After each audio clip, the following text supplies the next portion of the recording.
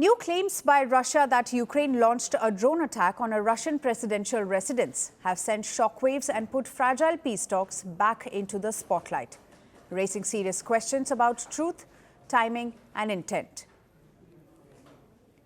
Russian President Vladimir Putin held a phone call with President Trump yesterday.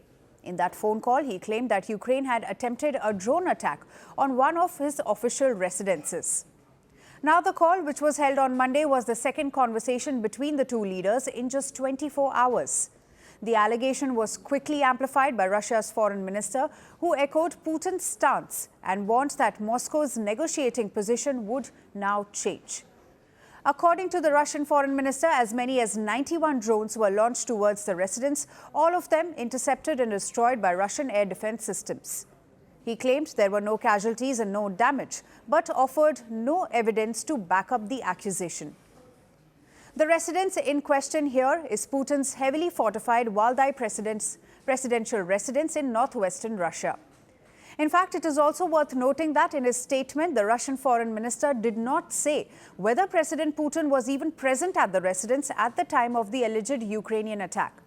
But despite the lack of proof, the foreign minister Lavrov said Russia has already identified targets for retaliatory strikes, a language that immediately raised alarm given the delicate state of peace talks. Meanwhile, Ukraine has flatly denied the accusation. President Vladimir Zelensky dismissed it as typical Russian lies, accusing the Kremlin of manufacturing a pretext to continue attacks on Ukraine and to derail negotiations.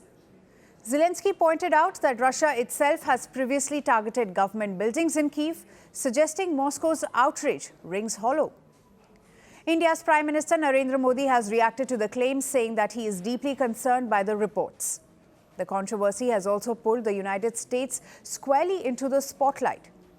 President Trump confirmed he spoke to Putin again after meeting Zelensky the day before.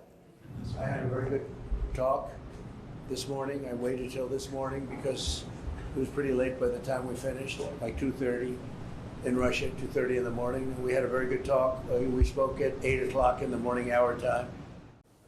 Now, asked whether U.S. intelligence had verified the alleged drone attack, Trump said it was possible it never happened, but added that he believed Putin's account. He also said he was very angry about the situation.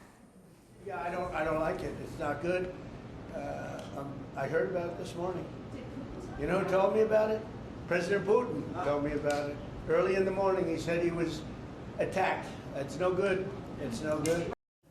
This alleged drone incident, if confirmed, would mark a significant escalation at a moment when diplomacy is hanging by a thread. Just a day earlier, Trump and Zelensky met at the U.S. president's Florida residence. Ukraine said it has agreed to 90% of a U.S. drafted peace plan, including provisions for post-war security guarantees. But major obstacles remain, including the issue of territory. However, Trump struck a positive note recently and said that peace talks are in the final stages, a claim echoed by the Kremlin.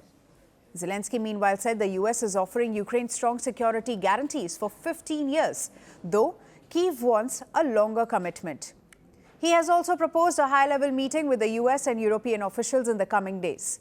If the allegation proves false, it risks poisoning talks that were already fragile. And if it proves true, it could redraw the limits of restraint on both sides.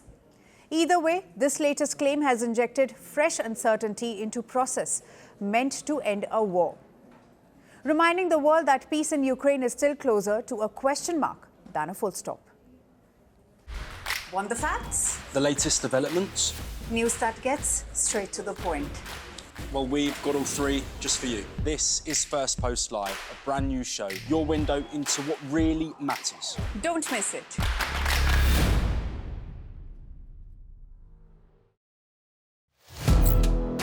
Firstpost now available in 9 languages on YouTube. English, Stands at $36 trillion. French, Le FMI, comme German, Geschäftsführenden Direktor, Hindi, $30 trillion kakarjo.